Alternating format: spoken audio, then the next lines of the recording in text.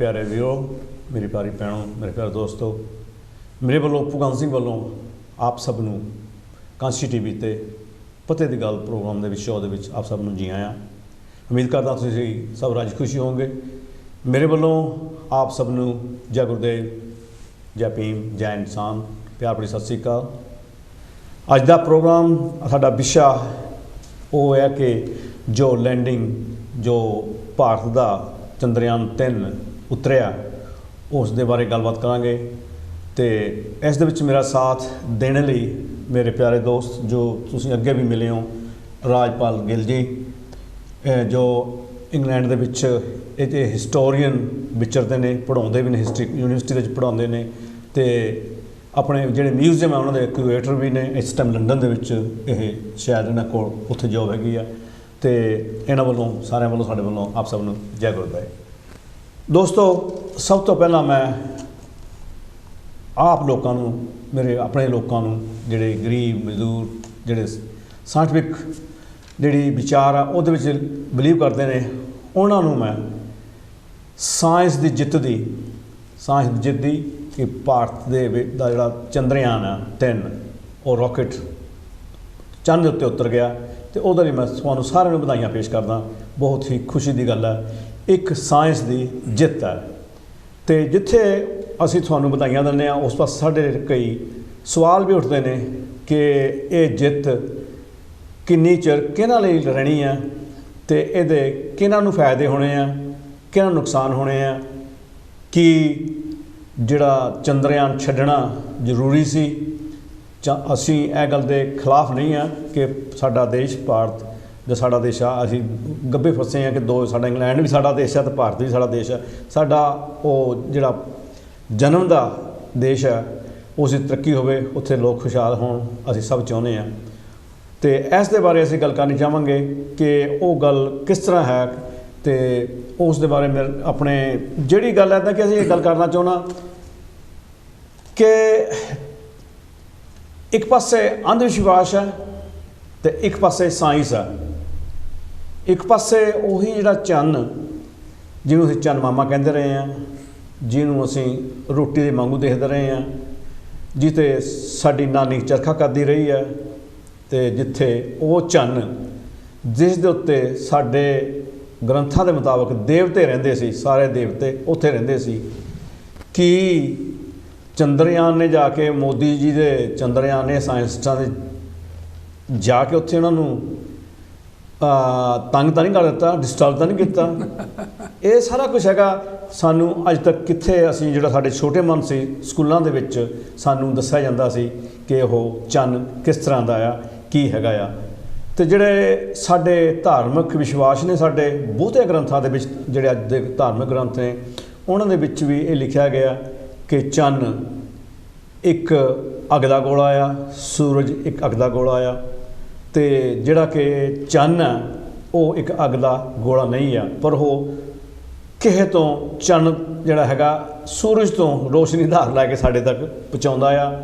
तो उन्हां दा कहना यह है ग्रंथां दे विच कि जिहड़ी भी चीज़ कोई रोशनी दिंदी है वो गर्म हुंदी है, अग हुंदी है, अग तो ही रोशनी पैदा हुंदी है। जिवें आपां सारे कहने आ कि जिहड़ा दीवा आ जां एक मशाल हुंदी है वो अग हीट दिंदी है, गर्मी हुंदी है। उदां तां जिहड़े साडे बल्ब भी ने वो भी काफ़ी गर्म होंदे ने, हत्थ नहीं लाउणा चाहीदा।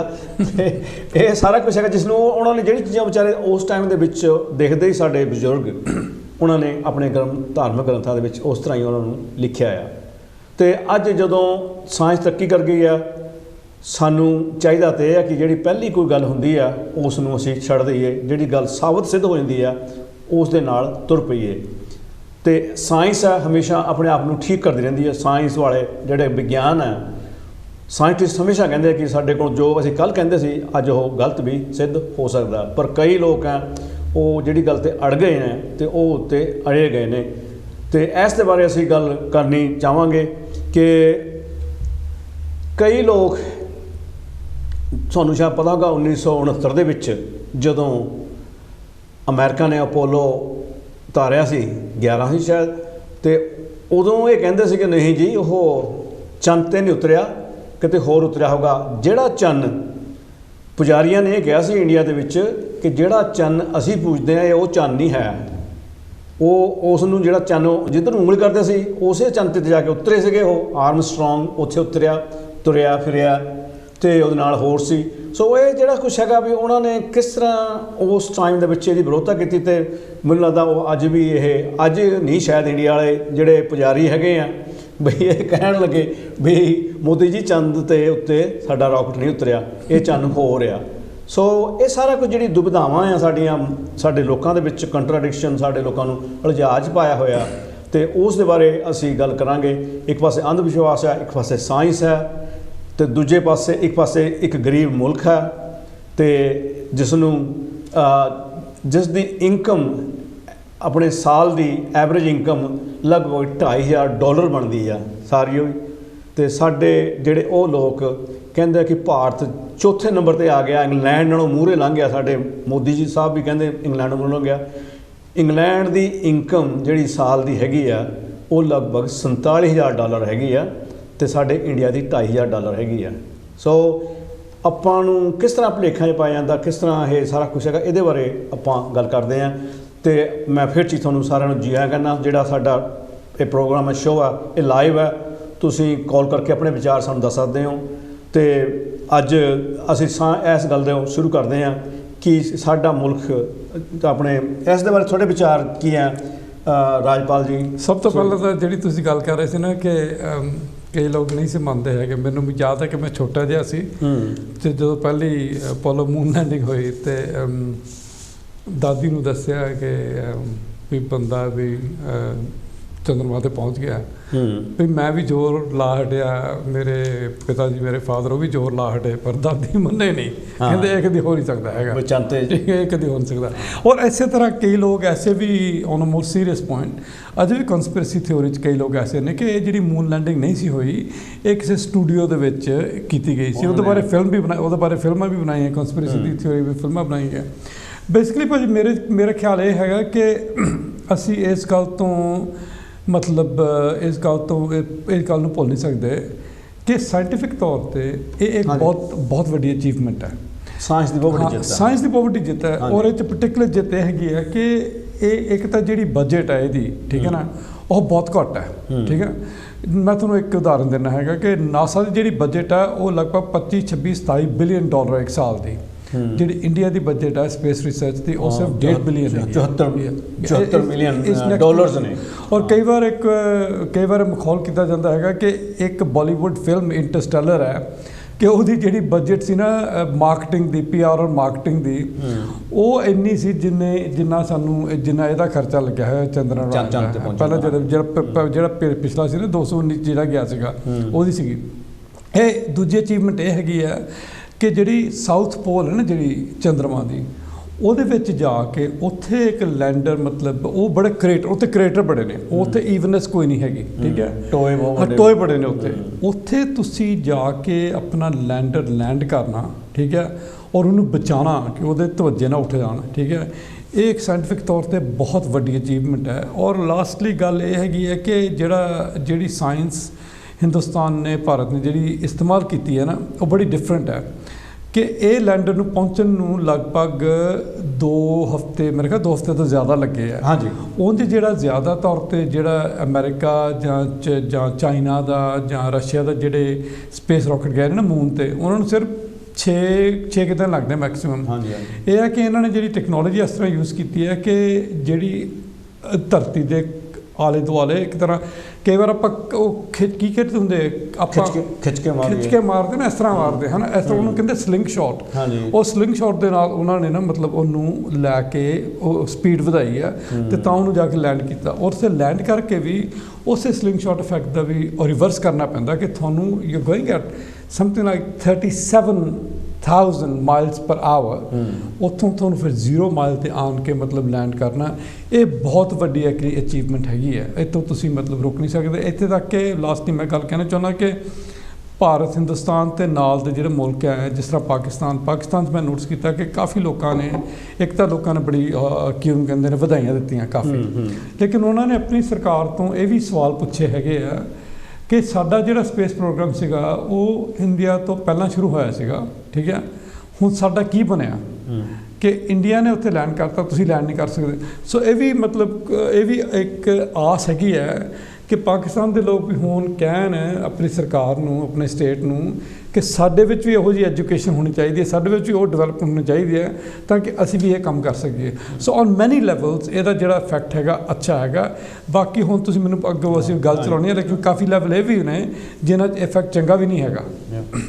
ਦੋਸਤੋ, ਜਿਹੜਾ ਚੰਨ ਹੈ ਉਹ ਧਰਤੀ ਤੋਂ ਜੇ ਮੋਟਾ ਜਾ ਕਹੀਏ ਉਹਦਾ 4 ਲੱਖ ਤੋਂ ਥੋੜ੍ਹਾ ਜਿਹਾ ਘੱਟ ਹੈ, 16,000 ਮੀਲ। ਹਾਂ, ਤੁਸੀਂ ਆਪਣੇ ਚੇਤੇ ਕਰਨ ਲਈ ਸੌਖਾ ਹੋ ਜਾਂਦਾ ਵੀ ਉਹ 4 ਲੱਖ ਕਿਲੋਮੀਟਰ ਲਗਭਗ ਹੈ ਤੇ ਮੀਲ ਹਾਂ ਮੀਲ 2.5 ਦੇ ਕਰੀਬ ਹੈਗਾ ਆ। ਤੇ ਇਹ ਜਿਹੜਾ ਹੈਗਾ ਉਹਦੇ ਨਾਲ ਕੀ ਹੈ ਵੀ ਜਦੋਂ ਇਹ ਇੰਨੀ ਦੂਰ ਹੈ ਉਸ ਦੀ ਮਾਪੈਸ਼ ਇਹ ਸਾਰਾ ਕੁਝ ਸ਼ਾਇਦ ਤੁਹਾਨੂੰ ਪਤਾ ਹੋਵੇ ਕਿ ਬਹੁਤ ਸਾਰੇ ਸਾਇੰਟਿਸਟਾਂ ਨੇ ਪਹਿਲਾਂ ਇਹ ਦੱਸੀ ਸੀ। ਤੇ ਜਿਹੜੇ ਤਾਰਾ ਵਿਗਿਆਨੀ ਨੇ, ਖਗੋਲ ਵਿਗਿਆਨੀ ਨੇ, ਜਦੋਂ ਉਹ 16ਵੀਂ ਸਦੀ ਦੇ ਵਿੱਚ ਜਿਸ ਤਰ੍ਹਾਂ ਅੱਜ ਸਾਡਾ ਚੰਨ ਜਾ 'ਤੇ ਉਤਰਿਆ ਜਾ ਕੇ ਰਾਕਟ, ਅਤੇ ਉਸ ਤਰ੍ਹਾਂ ਉਸ ਟਾਈਮ ਦੇ ਵਿੱਚ ਵੀ ਉਹ ਲੋਕ ਸਾਇੰਸ ਦੀਆਂ ਗੱਲਾਂ ਕਰਦੇ ਸੀ। ਉਹ ਧਰਤੀ ਤੋਂ ਸੂਰਜ ਦੀ ਦੂਰੀ, ਚੰਨ ਦੀ ਦੂਰੀ, ਚੰਨ ਗਰਮ ਹੈ ਕਿ ਨਹੀਂ ਗਰਮ, ਇਹ ਅੱਜ ਤੋਂ 3000 ਸਾਲ ਪਹਿਲਾਂ ਵੀ ਗ੍ਰੀਕ ਦੇ ਲੋਕਾਂ ਨੇ ਇਹ ਗੱਲਾਂ ਦੱਸੀਆਂ ਸੀ। ਉਹਨਾਂ ਨੇ ਕੈਲੰਡਰ ਉਸ ਵਕਤ ਦੇ ਵਿੱਚ ਸਾਲ ਦੇ ਬਣਾਏ ਸੀ ਇਸ ਹਿਸਾਬ ਨਾਲ।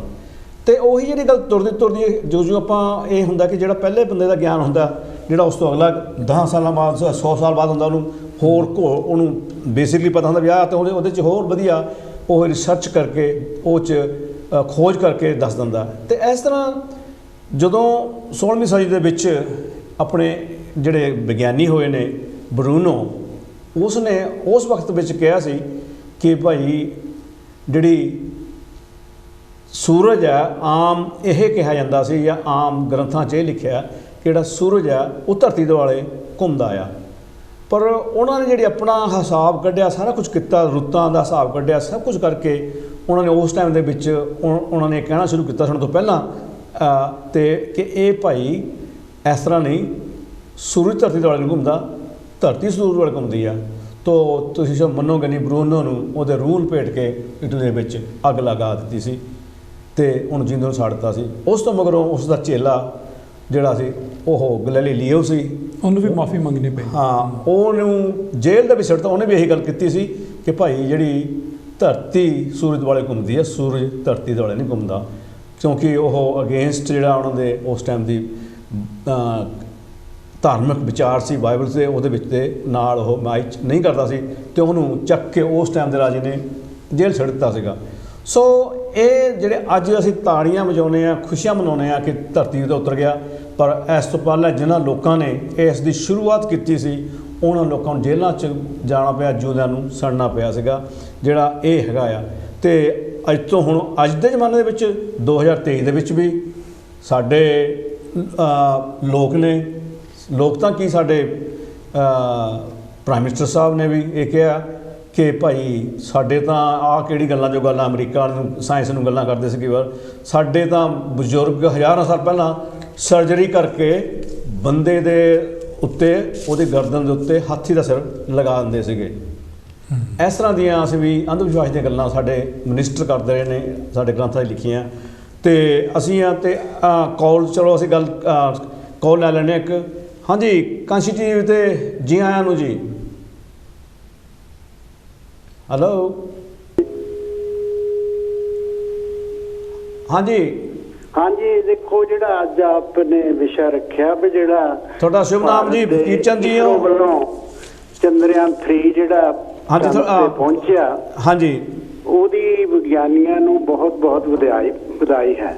ਹਾਂਜੀ, ਕਿਉਂਕਿ ਦੇਖੋ ਇਹ ਜਿਹੜਾ ਚੰਦ ਦੇ ਬਾਰੇ ਜਿਹੜੀ ਗੱਲਬਾਤ ਆ, ਕਿਉਂਕਿ ਭਾਰਤ ਦੇ ਵਿੱਚ ਜਿਹੜਾ ਮਿਥਿਹਾਸ ਹੈ ਉਹਨੂੰ ਇਹ ਗੱਲ ਸਵੀਕਾਰ ਕਰ ਲੈਣੀ ਚਾਹੀਦੀ ਆ ਵੀ ਜੋ ਕੋਈ ਉਹ ਲੋਕਾਂ ਨੂੰ ਦੱਸਦੇ ਰਹੇ ਉਹ ਗਲਤ ਸੀ।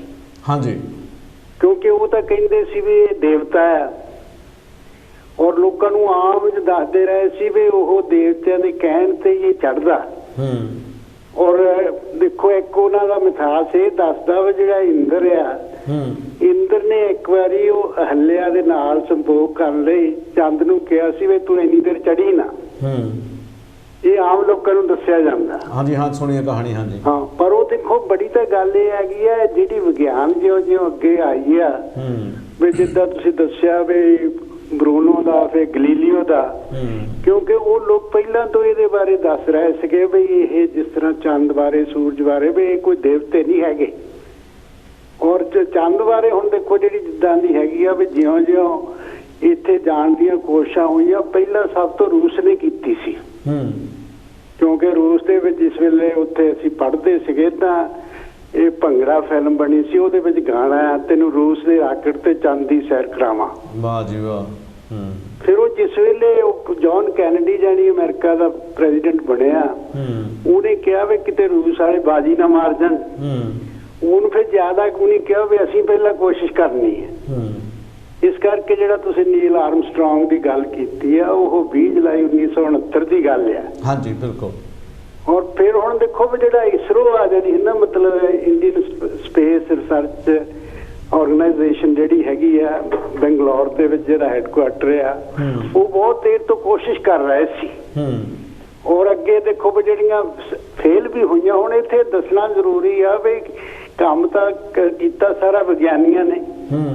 ਹੁਣ ਵੀ ਉਹ ਦੇਖੋ ਇਹ 23 ਤਰੀਕ ਨੂੰ ਜਦੋਂ ਪਹੁੰਚਣਾ ਸੀ, ਕਿੱਦਾਂ ਉਹ ਜੱਗ ਕਰ ਰਹੇ ਸੀ, ਪ੍ਰਾਰਥਨਾ ਕਰ ਰਹੇ ਸੀ ਵੀ ਉਹਦੇ ਵਿੱਚ ਉਹਨਾਂ ਦਾ ਕੀ ਫਾਇਦਾ ਹੋਣਾ ਸੀ। ਮੁਲਕਾਂ ਦੀ ਬਿਲਕੁਲ ਬਿਲਕੁਲ ਤੁਹਾਡੀ ਗੱਲ ਸਹੀ ਆ, ਕਿਉਂਕਿ ਜਿਹੜਾ ਸਵੈ ਵਿਸ਼ਵਾਸ ਹੈ ਨਾ, ਉਹ ਅਜੇ ਵੀ ਇਦਾਂ ਦੀਆਂ ਗੱਲਾਂ ਨੂੰ ਮੰਨਦੇ ਆ ਵੀ ਇਹ ਜਿਹੜੀ ਕੋਈ ਕਰਾਮਾਤ ਹੋਈ ਹੈ। ਇਹ ਜਾਨੀ ਬਿਲਕੁਲ ਲੋਕਾਂ ਨੂੰ ਜਿਹੜੇ ਵਿਸ਼ਵਾਸ ਬਦਲਣ ਦੀ ਲੋੜ ਆ ਵੀ ਇਹਦੇ ਵਿੱਚ ਕਰਾਮਾਤ ਨਹੀਂ, ਜੋ ਜਿਹੜੀ ਵਿਗਿਆਨ ਆ ਉਹ ਇੱਕ ਸੱਚਾਈ ਆ। ਮਤਲਬ ਕਿ ਮੈਂ ਤੁਹਾਨੂੰ ਵਿੱਚ ਟੋਕਦਾ ਵੀ ਉਹਨਾਂ ਦਾ ਇੰਡੀਆ ਗੌਰਮੈਂਟ ਦਾ ਜਾਂ ਮੀਡੀਆ ਦਾ ਪੂਰਾ ਜ਼ੋਰ ਲੱਗ ਗਿਆ ਵੀ ਇਹਨੂੰ ਸਾਇੰਸ ਦੀ ਬਜਾਏ ਇਹਨੂੰ ਇੱਕ ਕਰਾਮਾਤ ਸ਼ੋਅ ਕੀਤਾ ਜਾਵੇ। ਦੀਦੀ ਮੈਂ ਤਾਂ ਹੈਰਾਨ ਆ ਵੀ ਇੰਨੀਆਂ ਪ੍ਰਾਰਥਨਾ, ਇੰਨੇ ਜੱਗ ਵੀ ਇਹ ਕਰਨੇ, ਉਹ ਫਿਰ ਇਹਦਾ ਤਾਂ ਮਤਲਬ ਫਿਰ ਸਾਇੰਸਦਾਨਾਂ ਤਾਂ ਕੁਛ ਕੀਤਾ ਹੀ ਨਹੀਂ। ਜਾਂ ਫਿਰ ਆਪਣੇ ਕਿੰਨੀ ਮਤਲਬ ਲੋਕਾਂ ਨੂੰ ਗੁੰਮਰਾਹ ਕਰ ਰਿਹਾ ਹੈ। ਜਾਂ ਫਿਰ ਇੱਦਾਂ ਕਰਦੇ ਨਾ ਕਿ ਟਰੈਕਟਰ ਨੂੰ ਗੱਡੇ ਨੂੰ ਕਿੰਨੇ ਸਿੱਧਾ ਖੜਾ ਕਰਕੇ ਉਹਦੇ ਆਲੇ ਦੁਆਲੇ ਇਹ ਪ੍ਰਾਰਥਨਾਵਾਂ ਕਰ ਦਿੰਦੇ। ਹੁਣ ਤੁਸੀਂ ਦੇਖੋ ਵੀ ਜਿਹੜਾ ਪ੍ਰਾਈਮ ਮਿਨਿਸਟਰ ਆ, ਉਹ ਇਹਦੀ ਚੀਜ਼ ਦਾ ਇੰਨਾ ਉਹ ਖੁਦ ਆਪਣਾ ਜਾਨੀ ਪ੍ਰਚਾਰ ਕਰਦਾ ਵੀ ਉਹ ਚਲੋ ਠੀਕ ਆ ਵੀ ਸਾਰਿਆਂ ਨੂੰ ਖੁਸ਼ੀ ਆ ਭਾਰਤੀਆਂ ਨੂੰ ਵੀ ਉਹ ਗ੍ਰੀਸ ਤੋਂ ਸਿੱਧਾ ਆਇਆ ਇੱਥੇ ਬੰਗਲੌਰ। ਫਿਰ ਨਾਲ ਉਹਨੂੰ ਦੇਖੋ ਟੈਲੀਵਿਜ਼ਨ ਤੇ ਦੇਖਿਆ ਵੀ ਉਹ ਜਿੱਥੇ ਹੈ ਨਾ ਉਹ ਲੈਂਡ ਹੋਇਆ, ਉਹਦਾ ਨਾਂ ਸ਼ਿਵ ਸ਼ਕਤੀ ਰੱਖਿਆ। ਉਹ ਤਾਂ ਕਿਸੇ ਵਿਗਿਆਨੀ ਦਾ ਰੱਖਣਾ ਚਾਹੀਦਾ ਸੀ। ਬਿਲਕੁਲ, ਜਿਹਨਾਂ ਨੇ ਵਿਚਾਰਾ ਰਿਸਰਚ ਕੀਤੀ ਹੈ, ਕਿਉਂਕਿ ਜਿਹਨੇ ਇਹ ਕੀਤਾ ਵੀ ਉਹਨੂੰ ਸ਼ਿਵ ਸ਼ਕਤੀ ਰੱਖਿਆ। ਇਸ ਕਰਕੇ ਦੇਖੋ ਇਹ ਬਹੁਤ ਜਿਹੜੀ ਵਿਗਿਆਨ ਨੂੰ ਮਤਲਬ ਬਹੁਤ ਸ਼ਾਬਾਸ਼ ਦਿੰਦੇ ਆ। ਔਰ ਜੋ ਵੀ ਦੇਖੋ ਭਾਰਤ ਨੇ ਗਾਂ ਤਰੱਕੀ ਕਰਨੀ ਆ, ਉਹ ਵਿਗਿਆਨਿਕ ਲੀਹਾਂ ਤੇ ਚੱਲ ਕੇ ਤਰੱਕੀ ਹੋਣੀ ਆ। ਬਿਲਕੁਲ, ਹਾਂਜੀ ਹਾਂ। ਉੱਥੇ ਦੀ ਇੰਨੀ ਅਨਪੜ੍ਹਤਾ ਹੈ, ਇੰਨੀ ਭੁੱਖਮਰੀ ਆ, ਇੰਨੀ ਗਰੀਬੀ ਆ, ਕਿਉਂਕਿ ਜੇ ਅਸੀਂ ਵਿਗਿਆਨ ਦੀਆਂ ਗੱਲਾਂ ਕਰਾਂਗੇ ਤਾਂ ਦੂਏ ਪਾਸੇ ਨਾਲ ਪ੍ਰਾਰਥਨਾ ਵੀ ਕਰੀ ਜਾਵਾਂਗੇ ਤਾਂ ਉਹ ਦੇਸ਼ ਦਾ ਕਲਿਆਣ ਨਹੀਂ ਹੋਣਾ। ਮੈਂ ਬਹੁਤ ਉਹਨਾਂ ਵਿਗਿਆਨੀਆਂ ਨੂੰ ਬਹੁਤ ਵਧਾਈ ਦਿੰਦਾ। ਜੈ ਭੀਮ, ਜੈ ਭਾਰਤ। ਥੈਂਕ ਯੂ ਬਹੁਤ ਬਹੁਤ ਤੁਹਾਡੇ ਫਕੀਰ ਚੰਦ ਜੀ। ਤੇ ਤੁਸੀਂ ਰਾਜਪਾਲ ਜੀ ਕਿਸ ਤਰ੍ਹਾਂ ਸੋਚਦੇ ਹੋ ਕਿ ਇਹ ਕਿਸ ਤਰ੍ਹਾਂ ਦੇਖੋ ਇਹ ਜਿਹੜੀ ਇਹ ਨਾ ਜਦੋਂ ਹਿੰਦੁਸਤਾਨ ਆਜ਼ਾਦ ਹੋਇਆ ਉਸ ਵੇਲੇ ਕੁਝ ਭਾਰਤ ਵਧੀਆ ਜਦੋਂ ਭਾਰਤ ਆਜ਼ਾਦ ਹੋਇਆ ਉਸ ਵੇਲੇ ਕੁਝ ਡਿਸੀਜਨਸ ਲਈਆਂ ਗਈਆਂ ਸੀ। ਉਹਨਾਂ 'ਚੋਂ ਇੱਕ ਡਿਸੀਜਨ ਸੀਗੀ ਕਿ ਜਿਹੜੀ ਐਜੂਕੇਸ਼ਨ ਹੈ ਉਹ ਬਿਲਕੁਲ ਸੈਕੂਲਰ ਹੋਏਗੀ, ਬਿਲਕੁਲ ਰੈਸ਼ਨਲ ਹੋਏਗੀ ਔਰ ਬਿਲਕੁਲ ਸਾਇੰਟੀਫਿਕ ਟੈਂਪਰ ਨਾਲ ਹੋਏਗੀ।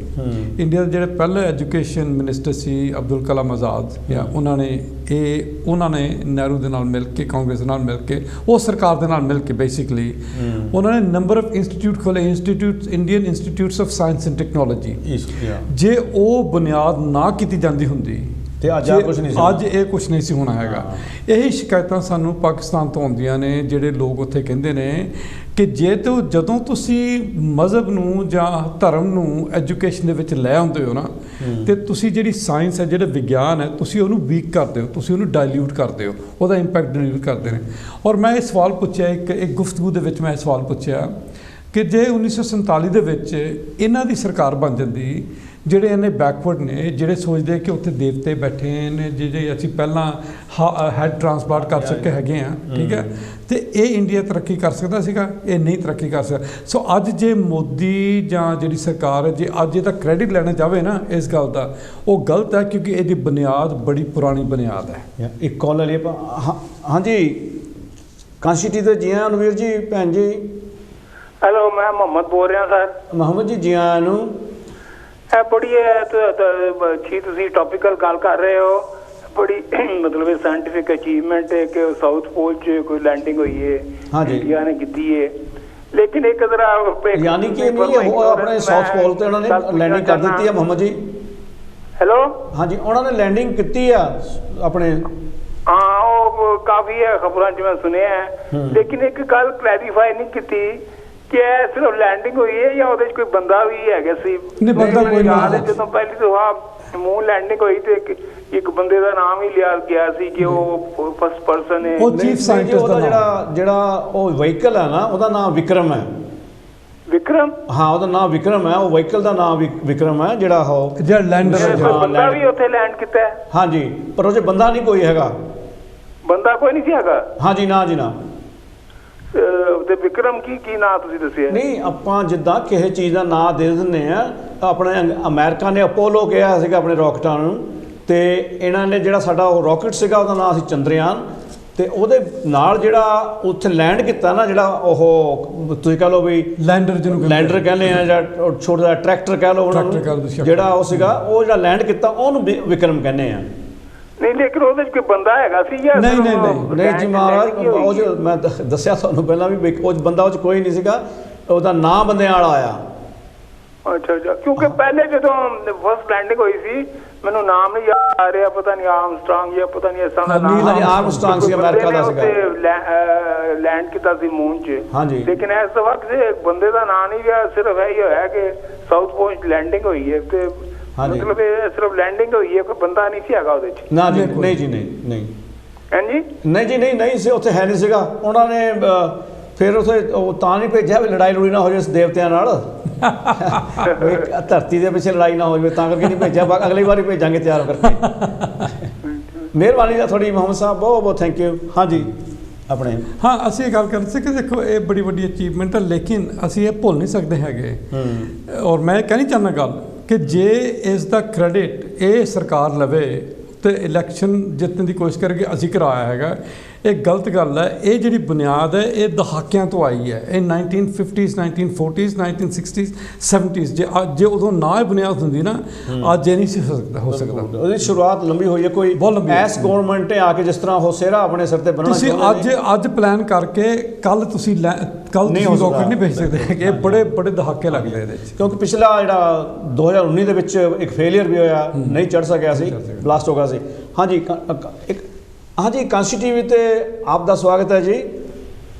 ਹੈਲੋ, ਤੁਹਾਡਾ ਸ਼ੁਭ ਨਾਮ ਜੀ? ਜੈ ਗੁਰਦੇਵ ਜੀ। ਜੈ ਗੁਰਦੇਵ ਮਹਾਰਾਜ।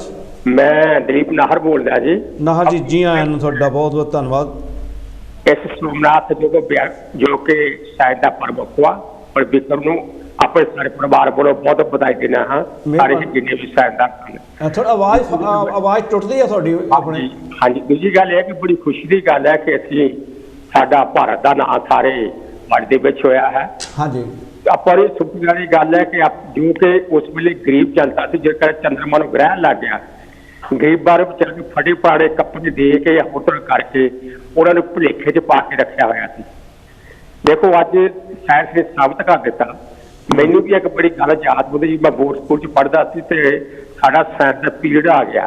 ਸਾਇੰਸ ਦੇ ਪੀਰੀਅਡ ਸਾਨੂੰ ਸਾਡੇ ਟੀਚਰ ਨੇ ਕੁਐਸਚਨ ਕੀਤਾ ਕਿ ਦਿਮਾਗ ਵੱਡਾ ਕਿ ਸਾਇੰਸ।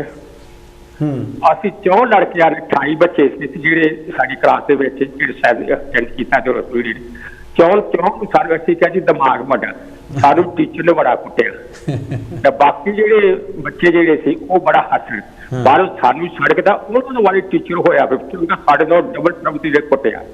ਉਸ ਵੇਲੇ ਇੱਕ ਕੰਸੈਸ਼ਨ ਕਹੀ ਸੀ ਟੀਚਰ ਆਪਣੇ ਤੁਹਾਡੀ ਆਵਾਜ਼ ਫੜਦੀ ਆ ਥੋੜਾ ਜਿਹਾ ਨਾ, ਮੋਬਾਈਲ ਦਾ ਥੋੜਾ ਦੂਰ। It is nothing, acknowledge everywhere. ਇਹ ਗੱਲ ਸੱਚੀ ਆ ਕਿ ਅੱਜ ਵੀ ਹਾਲੇ ਸਮਾਜ ਜਿਹੜਾ ਸਾਨੂੰ ਭੁਲੇਖੇ 'ਚ ਗਰੀਬਾਂ ਨੂੰ ਪਾਇਆ ਹੋਇਆ, ਇਹ ਬਹੁਤ ਗਲਤ ਵਾ। ਮਿਹਰਬਾਨੀ ਤੁਹਾਡੀ, ਥੈਂਕ ਯੂ ਜੀ ਨਾਹਰ, ਬਹੁਤ ਬਹੁਤ ਥੈਂਕ ਯੂ। ਚਾਹੀਦਾ ਕਿ ਅੱਜ ਇਦਾਂ ਦੇ ਪਖੰਡਾਂ ਤੋਂ ਜਿਹੜੇ ਪਖੰਡੀ ਜਿਹੜੇ ਨਾ ਲੋਕਾਂ ਨੂੰ ਆ ਤੇਲ ਚ ਚੰਦਰਮਾ ਸੂਰ ਗ੍ਰਹਿ ਲੱਗ ਗਿਆ ਆਪਣਾ ਗ੍ਰਹਿ ਅੱਜ ਸਾਬਤ ਕਰ ਦਿੰਦੇ। ਇੰਨਾ ਹੀ ਕਹਿੰਦਾ ਹੋਇਆ ਹੋਰ ਬਹੁਤ ਵਿਦਵਾਨ ਲਾਈਨ ਲੱਗੀ ਹੋਈ ਆ। ਟਾਈਮ ਦੇਣ ਦਾ ਬਹੁਤ ਬਹੁਤ ਧੰਨਵਾਦ। ਉਹ ਸਾਇੰਸਦਾਨ ਨੇ ਆਪਣੇ ਤੋਂ ਬਹੁਤ ਬਹੁਤ ਵਧਾਈ ਦੇ ਰਹੇ। ਥੈਂਕ ਯੂ ਤੁਹਾਡਾ, ਬਹੁਤ ਬਹੁਤ ਥੈਂਕ ਯੂ ਨਾਹਰ ਜੀ, ਬਹੁਤ ਬਹੁਤ ਮਿਹਰਬਾਨੀ, ਥੈਂਕ ਯੂ ਤੁਹਾਡਾ।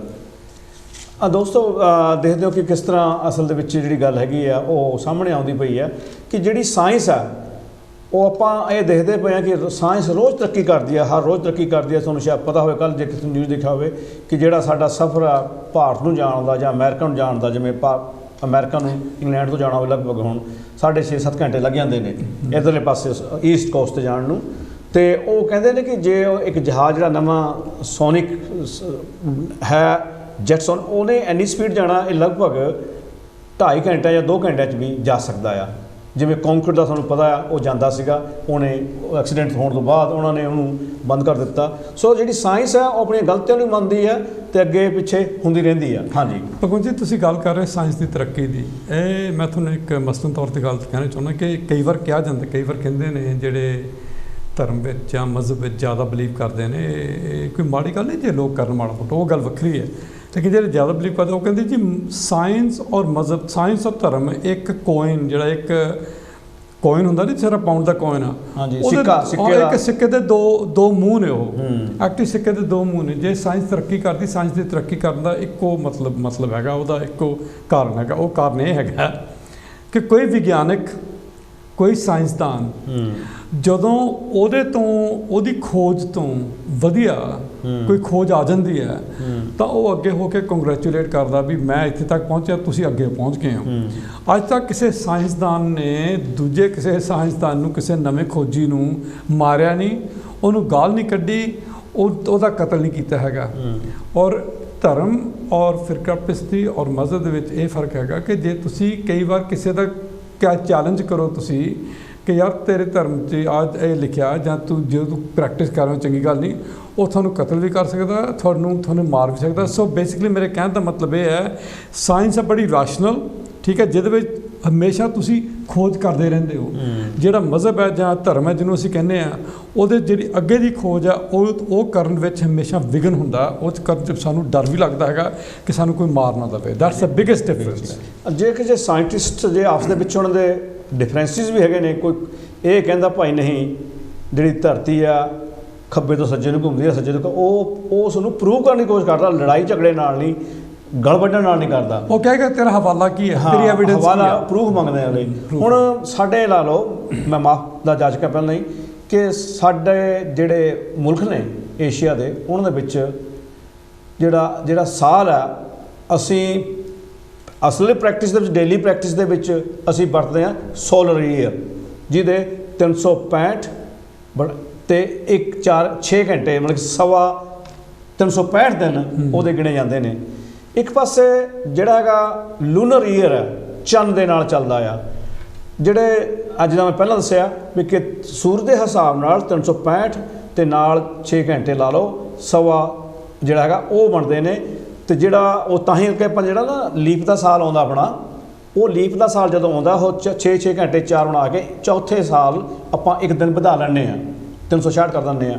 ਅਤੇ ਇਸ ਦੀ ਉਹ ਸਾਰਾ ਕੁਛ ਬਹੁਤ ਵਧੀਆ ਚੱਲ ਰਿਹਾ, ਪਰ ਉਹਨਾਂ ਨੇ ਇਹ ਅਜੇ ਤੱਕ ਸਾਇੰਟਿਸਟ ਕਹਿੰਦੇ ਕਿ ਅਜੇ ਇਹਦਾ ਸੋਲਿਊਸ਼ਨ ਸਾਡੇ ਕੋਲ 100% ਸੋਲਿਊਸ਼ਨ ਨਹੀਂ ਹੈ। ਚੌਥੇ ਸਾਲ ਜਾ ਕੇ ਸੋਲਿਊਸ਼ਨ ਸੋਲਵ ਕਰ ਰਹੇ ਨੇ। ਹਾਂਜੀ, ਪਰ ਸਾਡੇ ਜਿਹੜੇ ਭੈਣ ਭਾਈ ਏਸ਼ੀਆ ਵਾਲੇ ਨੇ, ਉਹ ਹਜੇ ਤੱਕ ਉਹ ਜਿਹੜਾ ਚੰਨ ਦੇ ਨਾਲ ਜਿਹੜਾ ਸਾਲ ਬਣਦਾ ਉਹ ਸਾਨੂੰ ਚੱਲਦੇ ਨੇ।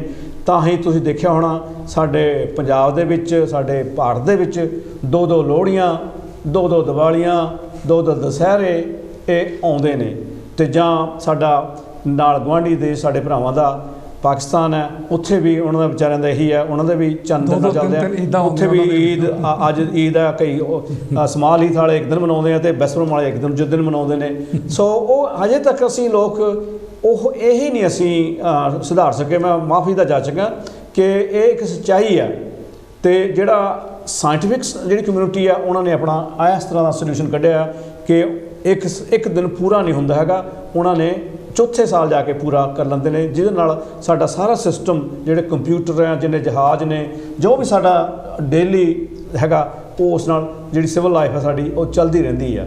ਸੋ ਇਸ ਤਰ੍ਹਾਂ ਜਿਹੜੀ ਹੈਗੀ ਅਸੀਂ ਇਹ ਗੱਲ ਕਰਦੇ ਹਾਂ ਵੀ ਕਿ ਜਿਹੜੇ ਸਾਇੰਟਿਸਟ ਨੇ ਉਹ ਆਪਣੀ ਗੱਲ ਨੂੰ ਮੰਨ ਲੈਂਦੇ ਨੇ, ਪਰ ਜਿਹੜੇ ਦੂਸਰੇ ਆ ਉਹ ਅੜਬ ਸੁਭਾਅ ਦੇ, ਉਹ ਇਸ ਗੱਲ ਨੂੰ ਨਹੀਂ ਮੰਨਦੇ। ਹਾਂਜੀ ਹਾਂਜੀ, ਕਾਂਸੀ ਟੀਵੀ ਤੇ ਆਪ ਸਭ ਦਾ ਸਵਾਗਤ है जी। हेलो। हाँ जी, जी आया। हाँ, मैं आपका बहुत शुक्रगुजार है कि तुसी बहुत अच्छा साइंस वर्सेस रिलीजन का जिहड़ा एटीट्यूड है, हाँ जी, in the context of our achievement of landing on the moon, ये कंटेक्स्ट तुसी ये गल कर रहे हैं, हाँ ये बहुत अच्छी चीज है। हाँ जी, पहली गल तो ये ठीक है, एज ए कंट्री ये साडी बड़ी भारी अचीवमेंट है कि असी चंद दे उत्ते लैंड कीता। हाँ जी, ये बहुत बड़ी भारी अचीवमेंट है, असी 4th कंट्री हैं दुनिया दे विच ये। लेकिन सवाल ये है कि ਇਹਦਾ ਸਾਨੂੰ फायदा की होने लगा। देखने वाली तो गल ये है, बहुत बढ़िया एज ए कंट्री अचीवमेंट मैं इस गल मनदा कि असी ये साबित कर दिता कि असी साइंस विच बहुत एडवांस हैं, ये गल मैं मन ली। लेकिन इस चीज़ नूं होर बहुत सारे तरीके सी जिन्हां नाल असी शो कर सकते सी। तुसी ये देखो कि जिन्ने भी ह्यूमन डिवेलपमेंट दे, ह्यूमन रिसोर्स दे डिवेलपमेंट इंडेक्स आ, ये साडी भारत दी उस विच की हालत है। असी साडे एजुकेशन लेवल मतलब लिटरेसी लेवल कितना है, और उसके बाद हेल्थ कितनी है साडे पास, और उसके बाद ये साडे जो भी साडे इंडस्ट्री का कितना डिवेलपमेंट है, असी जिहड़ा साडा ट्रेड है दूसरे बड़े कंट्री नाल किन्नी है, इन्हां चीज़ां विच असी साडे जिहड़ा है उस वाल असी ध्यान नहीं दे रहे। तुसी ये देखो कि इस वक्त in spite of our advancement in science in A limited way, Bharat के जिहड़े लोग हैं उन्हां दा विचार की है। एक पासे तां ओह लैंड हो रहा, ਇਹਦੇ ਬਜਾਏ ਇਸ ਦੇ ਕਿ ਅਸੀਂ ਸਾਇੰਸ ਦੀ ਗੱਲ ਕਰੀਏ, ਆਪਣੇ ਸਾਇੰਸਦਾਨਾਂ ਦਾ ਧੰਨਵਾਦ ਦਈਏ। ਅਸੀਂ हनुमान चालीसा पढ़न लगे हुए हैं, एज इफ हनुमान चालीसे की हेल्प नाल ही वो लैंड करेगा। ये जेड़ा और ये जी चीज़ है ये एक इंडिविजुअल की नहीं है, ये एक स्पॉन्सर्ड चीज़ है, ये गवर्नमेंट के लैवल के उत्ते हो रही है लोगों को मूर्ख बनाने वास्ते। ये बड़ी अजीब जी गल है। मैं इस बहुत इसका प्रोटेस्ट करना चाहना कि इहो जी गल, और मुश्किल ये हो रही है कि ईवन जिहड़ा साडा मीडिया है वो भी सानू ठीक तौर पे एजुकेट नहीं कर रहा इस चीज़ नूं दस्सण। हुण सानू चाहिदा ते इह सी कि साडा जिहड़ा मीडिया ये कंपेयर करे कि साडे जिहड़े धर्म ग्रंथ है वो चंद दे मुतल्लिक क्या कुछ कह रहे हैं, सानू किस तरह उतों डराया जा रहा, और कई लोग चंद नूं इस्तेमाल करके साडियां जन्म पत्रियां बनाउंदे आ, ये है वो है। उन्हां नूं ये कहना चाहिदा सी एक सारा बकवास है, ये चंद तां एक ऑर्डिनरी साडा जिहड़ा उपग्रह है, जमीन है छोटा जिहा। मेरा मतलब कहना है कि ये जिहड़ी साडी साइंस की डिवेलपमेंट है या डिस्कवरी है या अचीवमेंट है, ਇਹਦੇ ਨਾਲ ਸਾਨੂੰ ਸਾਇੰਟਿਫਿਕ ਟੈਂਪਰ ਕ੍ਰੀਏਟ ਕਰਨ ਦੀ ਲੋੜ ਹੈ, ਨਾ ਕਿ ਸਿਰਫ ਡੀਂਗਾ ਮਾਰਨੀਆਂ ਔਰ ਉਹ ਤੋਂ ਬਾਅਦ ਉਹਦਾ ਕੋਈ ਫਾਇਦਾ ਨਾ ਉਠਾਉਣਾ। ਥੈਂਕ ਯੂ ਵੈਰੀ ਮਚ ਜਨਾਬ। ਥੈਂਕ ਯੂ ਖੁਸ਼ੀ ਰਾਮ ਜੀ। ਉਹਨਾਂ ਨੇ ਜਿਹੜੀ ਗੱਲ ਕੀਤੀ ਮੈਂ ਦੰਦਾ ਹੁਣ ਵੀ ਅਸਲ ਦੇ ਵਿੱਚ ਉਹਨਾਂ ਬਿਲਕੁਲ ਇਹਦੇ ਅਸਲ ਦੇ ਵਿੱਚ ਉਹੀ ਜਿਹੜਾ ਘੋਲ ਆ, ਜਿਹੜਾ ਜੰਗ ਆ, ਜਿਹੜੇ ਵਿਵਾਦ ਆ, ਉਹ ਜਿਹੜੀ ਸਰਕਾਰ ਇੱਕ ਪਾਸੇ ਤਾਂ ਆਪਣੇ ਕਲਗੀ ਲਾਉਣਾ ਚਾਹੁੰਦੀ ਹੈ ਕਿ ਅਸੀਂ ਭਾਰਤ ਨੂੰ ਦੁਨੀਆ ਦੇ ਚੌਥੇ ਨੰਬਰ ਦੇ ਵਿੱਚ ਲਿਆਂਦਾ, ਰੌਕਟ ਛੱਡ ਕੇ ਹੀ ਲੈਂਡ ਕਰ ਗਏ ਆ, ਤੇ ਦੂਜੇ ਪਾਸੇ ਜਿਹੜੇ ਲੋਕ ਆਮ ਲੋਕ ਹੈ, ਜਿਹੜੀ ਉਹਨਾਂ ਦੀ ਬੁੱਧੀ ਹੈ, ਉਹਨਾਂ ਦਾ ਜਿਹੜਾ ਦਿਮਾਗ ਆ, ਉਹਨਾਂ ਜਿਹੜਾ ਉਹ ਨਹੀਂ ਚਾਹੁੰਦੇ ਕਿ ਵਧੇ, ਉਹ ਚਾਹੁੰਦੇ ਕਿ ਉਹ ਅੰਧ ਵਿਸ਼ਵਾਸ ਦੇ ਵਿੱਚ ਉਸੇ ਤਰ੍ਹਾਂ ਦੀ ਜ਼ਿੰਦਗੀ ਗੁਜ਼ਾਰਨ ਜਿਸ ਤਰ੍ਹਾਂ ਦੀ ਉਹ ਪਹਿਲਾਂ ਗੁਜ਼ਾਰਦੇ ਸੀ। ਇਹਨੂੰ ਹਾਂਜੀ ਰਾਜਪਾਲ, ਮੈਂ ਦੇਖੋ ਇਹ ਜਿਹੜਾ ਸਵਾਲ ਅਗਰ ਪੁੱਛਿਆ ਗਿਆ ਹੈਗਾ ਕਿ ਇਹਦਾ ਕੀ ਫਾਇਦਾ ਕੀ ਹੈ, ਔਰ ਕਿ ਇਹ 'ਚ ਕ੍ਰਿਟਿਸਿਜ਼ਮ ਵੀ ਕਾਫੀ ਹੁੰਦੀ ਹੈ, ਲੇਕਿਨ ਦੇਖੋ ਇਹਦੇ ਨਾ एक बैलेंस सानू चाहिए हैगा कि एक तो तुसी जिहड़ा स्पेस प्रोग्राम बना रहे हो काफ़ी खर्चा हैगा, फिर कई लोग क्वाइट राइटली कई लोग कहते हैं भी एजुकेशन, हाउसिंग, पॉपूलेशन, रोटी, कपड़ा, मकान, इन्हां दी इशू भी करनी चाहिए। ਇਹ ਨਹੀਂ ਕਿ ਇੱਕ ਕਰੋ ਜਾਂ ਦੂਜੀ ਨਾ ਕਰੋ, ਜੇ ਦੂਜੀ ਕਰੋ ਤਾਂ ਇੱਕ ਨਾ ਕਰੋ। ਇਹ ਐਕਚੁਅਲੀ ਇੱਕ ਬੈਲੈਂਸ ਹੈ ਜਿਹੜੀ ਹਰ ਇੱਕ ਸਰਕਾਰ ਨੂੰ, ਹਰ ਇੱਕ ਸਟੇਟ ਨੂੰ, ਹਰ ਇੱਕ ਸੁਸਾਇਟੀ ਨੂੰ ਕਰਨਾ ਪੈਂਦਾ। ਲੇਕਿਨ ਇਹ ਜ਼ਰੂਰ ਸਹੀ ਗੱਲ ਮੈਂ ਕਹਿਣੀ ਚਾਹੁੰਦਾ ਹੈਗਾ ਕਿ ਇਹ ਜਿਹੜੀ ਸਪੇਸ ਰਿਸਰਚ ਹੈ ਇਹਦੇ ਵਿੱਚ ਐਡਵਾਂਟੇਜ ਵੀ ਬੜੇ ਨੇ, ਇਹਦਾ ਫਾਇਦਾ ਵੀ ਸਾਨੂੰ ਬਹੁਤ ਹੁੰਦਾ ਹੈ। ਇੱਕ ਤਾਂ ਦੇਖੋ ਕਿ ਜਿਹੜੀ ਹੈ ਕਮਿਊਨੀਕੇਸ਼ਨਸ ਟੈਕਨੋਲੋਜੀ ਜਾਂ ਰਿਮੋਟ ਸੈਂਸਿੰਗ ਜਿਹੜੀ ਟੈਕਨੋਲੋਜੀ ਹੈ, ਠੀਕ ਹੈ, ਉਹਦੀ ਹੁਣ ਡਿਵੈਲਪਮੈਂਟ ਇੰਡੀਆ ਜ਼ਿਆਦਾ ਕਰ ਸਕਦਾ ਹੈਗਾ।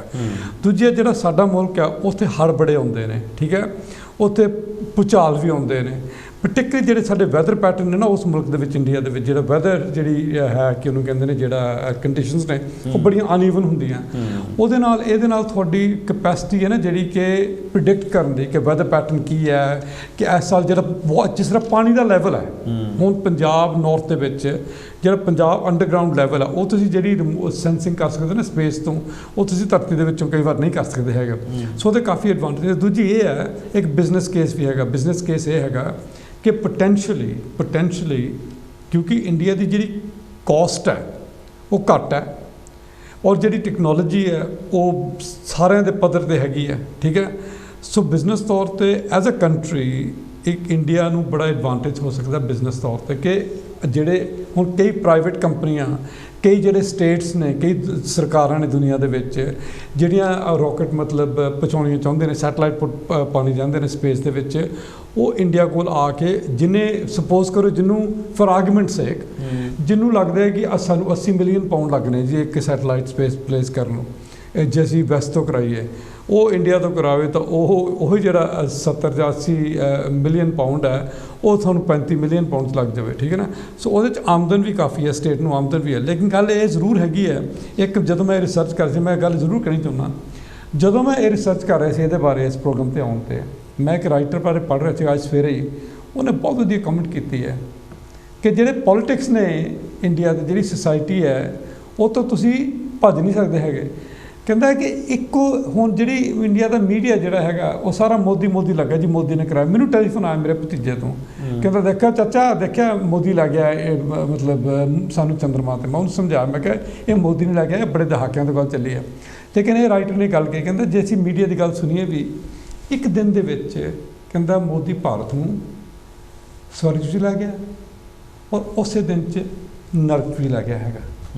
ਜੇ ਉੱਪਰ ਜੇ ਸਵਰਗ ਹੈ, ਅਸੀਂ ਸਵਰਗ ਨਹੀਂ ਮੰਨਦੇ ਹੈਗੇ ਕਿ ਜੇ ਅਸੀਂ ਜਿਹੜੇ ਮਜ਼ਹਬੀ ਨੇ, ਜਿਹੜੇ ਧਾਰਮਿਕ, ਜੇ ਉਹਨਾਂ ਦੀ ਗੱਲ ਮੰਨ ਵੀ, ਜੇ ਉੱਪਰ ਸਵਰਗ ਹੈਗਾ, ਜਿਹੜਾ ਧਰਤੀ ਦੇ ਇੰਡੀਆ ਦੇ ਵਿੱਚ ਅੱਜ ਹੈ, ਭਾਰਤ ਦੇ ਵਿੱਚ ਅੱਜ ਹੈ, ਨਰਕ ਹੈ ਲੋਕਾਂ ਲਈ। ਜੇ ਤੁਸੀਂ ਮਾਈਨੋਰਿਟੀ ਹੋ ਤੁਹਾਡੇ ਲਈ ਨਰਕ ਹੈ, ਜੇ ਤੁਸੀਂ ਗਰੀਬ ਹੋ ਤੁਹਾਡੀ ਨਰਕ ਹੈ। ਸੋ ਇਹ ਜਿਹੜਾ ਬੈਲੈਂਸ ਹੈ ਜ਼ਰੂਰ ਪਾਉਣਾ ਚਾਹੁੰਦਾ ਸੀ। ਦੋਸਤੋ, ਜਿਸ ਤਰ੍ਹਾਂ ਇਹ ਲੋਕਾਂ ਨੂੰ, ਜਿਹੜੇ ਸਾਡੇ ਵਿਚਾਰੇ ਭਾਰਤ ਦੇ ਲੋਕ ਨੇ, ਉਹਨਾਂ ਤੋਂ ਭੁਲੇਖਾ ਪਾ ਸਕਦੇ ਨੇ ਕਿ ਅਸੀਂ ਚੌਥੇ ਨੰਬਰ 'ਤੇ ਹਾਂ। ਪਰ ਜਿੱਦਾਂ ਮੈਂ ਤੁਹਾਨੂੰ ਦੱਸਿਆ, ਇਸ ਕਰਕੇ ਸ਼ਾਇਦ ਤੁਹਾਨੂੰ ਪਤਾ ਹੋਵੇਗਾ, ਜਿਸ ਦਿਨ ਚੰਦਰਯਾਨ 3 ਲੈਂਡਿੰਗ ਕਰਦਾ ਪਿਆ ਚੰਦ ਦੇ ਉੱਤੇ, ਉਸੇ ਦਿਨ ਇੱਕ ਬ੍ਰਿਜ ਜਿਸ ਦੇ ਵਿੱਚ ਲਗਭਗ 14 ਮਜ਼ਦੂਰ ਇੰਜੀਨੀਅਰਸ ਮਾਰੇ ਗਏ ਨੇ, ਉਹ ਮੁਲਕ ਜਿਹੜਾ ਚੰਦ 'ਤੇ ਜਾ ਕੇ ਤਾਂ ਉਤਰਦਾ ਪਿਆ, ਸੌਫਟ ਲੈਂਡਿੰਗ ਕੀਤੀ, ਤਾੜੀਆਂ ਵੱਜ ਰਹੀਆਂ, ਲੱਡੂ ਵੰਡੇ ਜਾ ਰਹੇ ਨੇ, ਅਤੇ ਦੂਸਰੇ ਪਾਸੇ ਇੱਕ ਪੁਲ ਉਸ ਦਾ ਪਿਲਰ ਸਿੱਧਾ ਨਹੀਂ ਖੜਾ ਕਰ ਸਕਦਾ, ਔਰ ਉਹ ਉੱਥੇ ਬੰਦੇ ਮਰਦੇ ਪਏ ਨੇ। ਉਹਦੀ ਟੈਕਨੋਲੋਜੀ ਦਾ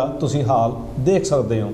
ਲੋਕਾਂ ਕੋਲ ਪੀਣ ਨੂੰ ਪਾਣੀ ਹੈ, ਜਿਹੜੇ ਮੈਜੋਰਟੀ ਦੇ ਵਿੱਚ ਜ਼ਿਆਦਾ ਆਬਾਦੀ ਕੋਲ ਜਿਹੜਾ ਪੀਣ ਯੋਗ ਪਾਣੀ ਹੈ, ਜਿੱਦਾਂ ਆਪਾਂ ਇੰਗਲੈਂਡ ਪੀਂਦੇ, ਜਿਸ ਤੋਂ ਵੀ ਘਟੀਆ ਗੱਲ ਕਰ ਲਓ ਤਾਂ ਉੱਥੇ ਪੀਣ ਲਈ ਪਾਣੀ ਨਹੀਂ ਹੈ, ਸੀਵੇਜ ਸਿਸਟਮ ਨਹੀਂ, ਲੋਕਾਂ ਨੂੰ ਸੀਵੇਜ ਸਿਸਟਮ ਅਜੇ ਵੀ ਲੋਕਾਂ ਨੂੰ ਥੱਲੇ, ਜਿਹੜੇ ਦਲਿਤ ਨੇ, ਜਿਹੜੇ ਵਰਕਰ ਨੇ, ਉਹਨਾਂ ਨੂੰ ਥੱਲੇ ਸੂਏਜ ਦੇ ਵਿੱਚ ਮਤਲਬ ਪਾਉਂਦੇ ਨੇ, ਥੱਲੇ ਰੱਸੀਆਂ ਬੰਨ੍ਹ ਕੇ ਕਿ ਇਹਦੀ ਜਿਹੜੀ ਬਲੋਕੇਜ ਖਤਮ ਕਰੋ ਤੁਸੀਂ, ਕਿ ਉਹ ਟੈਕਨੋਲੋਜੀ ਨਹੀਂ ਸੀ ਲਾ ਸਕਦੇ ਹੈਗੇ। ਕੱਲ੍ਹ ਦੀ ਖਬਰ ਹੈ, ਕੱਲ੍ਹ ਮੈਂ ਤੁਹਾਨੂੰ ਕਹਿਣਾ ਚਾਹੁੰਦਾ, ਕੱਲ੍ਹ ਦੀ ਖਬਰ ਹੈ ਕਿ ਇੱਕ ਟੀਚਰ ਆਪਣੀ ਕਲਾਸ ਦੇ ਵਿੱਚ ਯੂਪੀ ਦੇ ਵਿੱਚ ਬੱਚਿਆਂ ਨੂੰ ਕਹਿ ਰਹੀ, ਹਿੰਦੂ ਬੱਚਿਆਂ ਨੂੰ ਕਹਿ ਰਹੀ ਹੈ ਕਿ ਇਹ ਜਿਹੜੇ ਮੁਸਲਮਾਨ ਬੱਚੇ ਇਹਨਾਂ ਨੂੰ ਥੱਪੜ ਮਾਰੋ। ਥੱਪੜ ਮਰਵਾਏ ਉਹਨੇ। ਇੱਕ ਟੀਚਰ ਕਹਿ ਰਹੀ ਹੈ। ਅੱਛਾ, ਕਿਸੇ ਇੱਕ ਬੀਜੇਪੀ ਦੇ, ਇੱਕ ਹਿੰਦੂਤਵਾ ਦੇ, ਇੱਕ ਪੋਲੀਟੀਸ਼ੀਅਨ ਨੇ ਉਹਨੂੰ ਕੰਡੈਮ ਨਹੀਂ ਕੀਤਾ, ਬਜਾਏ ਇਸ ਦੇ ਕਿ ਉਹ ਕਿਹਾ ਕਿ ਇਹ ਜਿਹੜਾ ਵੀਡੀਓ ਬਣਾਇਆ ਨਾ, ਜਿਹੜਾ ਇਹਨੂੰ ਬੈਨ ਕਰ ਦਿਓ, ਇਹਨੂੰ ਪਾਓ ਨਾ, ਤਾਂ ਕਿ ਕਿਸੇ ਨੂੰ ਪਤਾ ਹੀ ਨਾ ਲੱਗੇ। ਉਹ ਬੱਚਾ ਜਿਹਨੂੰ ਮਾਰਿਆ ਗਿਆ, ਇੰਨੀ ਚੰਗੀ ਤਰ੍ਹਾਂ ਮਾਰਿਆ ਗਿਆ, ਜਿੱਤੇ ਨਾ ਤਸ਼ੱਦਦ ਹੋਇਆ, ਉਹਦੇ ਪਿਓ ਨੇ ਡਰਦੇ ਮਾਰੇ ਕਿ ਮੇਰੀਆਂ ਅੱਖਾਂ ਭਰ ਰਹੀਆਂ ਇਸ ਗੱਲ ਤੋਂ। ਉਹ ਪਿਓ ਡਰਦਾ ਮਾਰਾ FIR ਹੀ ਨਾ ਕਰਾਵੇ। ਉਹ ਕਹਿੰਦਾ ਜੇ ਮੈਂ FIR ਕਰਾਈ ਤਾਂ ਸ਼ਾਇਦ ਮੇਰੇ ਖਿਲਾਫ ਕੁਛ ਹੋ ਜਾਵੇ, ਠੀਕ ਹੈ। ਇਹ ਵੀ ਸਾਡਾ ਭਾਰਤ ਹੈ। ਹਾਂਜੀ, ਮਤਲਬ ਕਿ ਦੋਸਤੋ, ਮੈਂ ਜਿਹੜੀ ਗੱਲ ਕਹਿਣਾ ਪਿਆ ਕਿ ਜਿਹੜਾ ਮੁਲਕ ਮੈਂ ਇਹ ਗੱਲ ਨਹੀਂ ਕਰਨਾ ਚਾਹੁੰਦਾ ਕਿ ਸਾਡਾ ਮੁਲਕ ਬਿਲਕੁਲ ਗਿਆ ਗੁਜ਼ਰਿਆ ਆ, ਪਰ ਤੁਸੀਂ ਹਿਸਾਬ ਆਪ ਕੱਢਣਾ ਆ। ਜਿੱਦਾਂ ਮੈਂ ਪਹਿਲਾਂ ਕਹਿੰਦਾ ਕਿ ਜਿਹੜੇ ਉਹ ਉੱਥੇ ਜਾਂਦੇ ਪਏ ਨੇ ਉੱਤੇ, ਉਸ ਮੁਲਕ ਦੇ ਵਿੱਚ ਆਮ ਲੋਕਾਂ ਦੇ ਪੀਣ ਦਾ ਪੀਣਯੋਗ ਪਾਣੀ ਨਹੀਂ ਹੈ। ਉਹਦੇ ਨਾਲ ਬਿਮਾਰੀਆਂ ਨੇ, ਹੈਜੇ ਹੁੰਦੇ ਨੇ, ਢਿੱਡ 'ਚ ਪੀੜ ਹੁੰਦੀ ਆ। ਆਪਾਂ ਸਾਰੇ ਇੰਡੀਆ ਜਾਂਦੇ ਆ, ਕਿਉਂ ਸਾਡੇ ਜਾ ਕੇ ਜਾਂਦੇ ਤੇ ਬਿਮਾਰ ਹੋ ਜਾਂਦੇ ਆ? ਸਾਰੇ ਹੁੰਦੇ ਆ ਜਿਹੜੇ ਆਪਣੇ ਕਲੋਰੀਨ ਦੀ ਗੋਲੀਆਂ ਨਹੀਂ ਲੈ ਕੇ ਜਾਂਦੇ, ਉਹ ਸਾਰੇ ਬਿਮਾਰ ਹੁੰਦੇ ਨੇ। ਤੇ ਕਾਰਨ ਕਿ ਪੀਣਯੋਗ ਪਾਣੀ ਨਹੀਂ ਹੈ। ਤੇ ਤੁਸੀਂ ਉਸ ਮੁਲਕ 'ਚ ਉਹ ਭਾਈ ਸਾਹਿਬ ਹੁਣੀ ਉਹ ਜਿਹੜੇ ਕਹਿੰਦੇ ਕਿ ਭਾਈ ਅਸੀਂ ਤਾਂ ਬਹੁਤ ਤਰੱਕੀ ਕਰ ਗਏ ਹਾਂ, ਉੱਥੋਂ ਤੁਸੀਂ ਅੰਦਾਜ਼ਾ ਲਾ ਸਕਦੇ ਹੋ। ਦੂਜੇ ਨੰਬਰ 'ਤੇ ਇਹ ਹੈ ਕਿ ਕਿਸੇ ਪੁਜਾਰੀ ਨੂੰ ਜਿਹੜੇ ਕੱਲ੍ਹ ਧੂੰਮਾਂ ਮਚਾਉਂਦੇ ਸੀਗੇ, ਜਿਹੜੇ ਛੁਰਲੀਆਂ ਛੱਡਦੇ ਸੀ ਅਤੇ ਹਵਨ ਕਰਦੇ ਸੀ, ਉਹਨਾਂ ਨੂੰ ਪਤਾ ਗ੍ਰੈਵਿਟੀ ਦਾ ਲਾਅ ਕੀ ਆ?